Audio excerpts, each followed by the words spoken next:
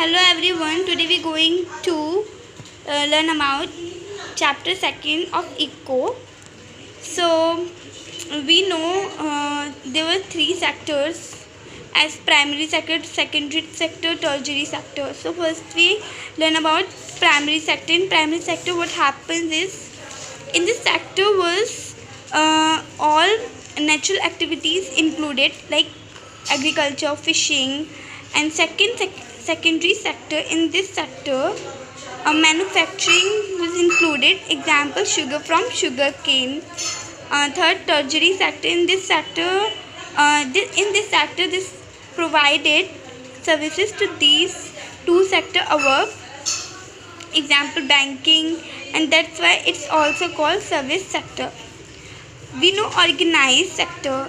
In this sector people works get well managed. like अगर मान लो कि एक इंसान है जो काम कर रहा है, ठीक है, उसको सारी फैसिलिटीज़ मिल रही हैं जैसे मेडिसिन, एंड अगर वो रिज़ाइन कर देता है तो उसको कोई चिंता करने की ज़रूरत नहीं, क्योंकि उसको बाद में पेंसिल्स मिलेंगी. And in unorganised it's directly opposite to it. Like इसमें ना ही कोई फैसिलिटीज़ होती हैं, ना ही कोई एक्स्ट्रा हॉलीडेज़ होते हैं, कुछ भी. लाइक अपोजिट है इसका. As we know public sector, इसमें क्या होता है, एक इंडस्ट्री जो कि ओन्ड बाय होती है एजेंसीज, और स्टेट मीन गवर्नमेंट ओन करके रखती है. And private sector it's owned by, industry is owned by individual means one person. As we know GDP is gross domestic product.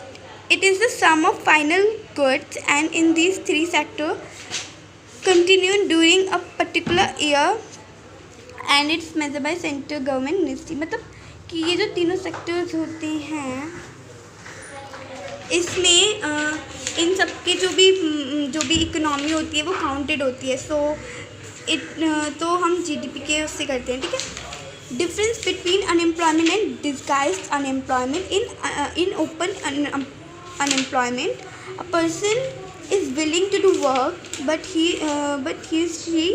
don't get an opportunity. means कि एक इंसान है जिसको काम नहीं मिल रहा, जो अपने घर बैठा है उसको अपॉर्चुनिटी नहीं मिल रही है.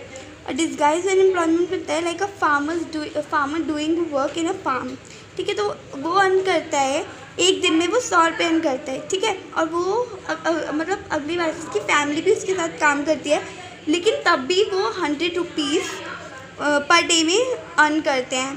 तो जो उनकी फैमिली काम कर रही है वो अर्न कर रही है, मतलब कोई भी एक्स्ट्रा वर्क नहीं हो रहा, सेम ही है, वो लोग एक्स्ट्रा हो रहे हैं. And we know one act NREGA.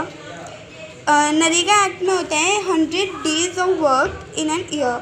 मतलब गवर्नमेंट ने प्रोवाइड, जो भी वर्कर्स होते हैं उनको 100 डेज़ का वर्क मिलता है इन an year. And NREGA national rural employment guarantee act.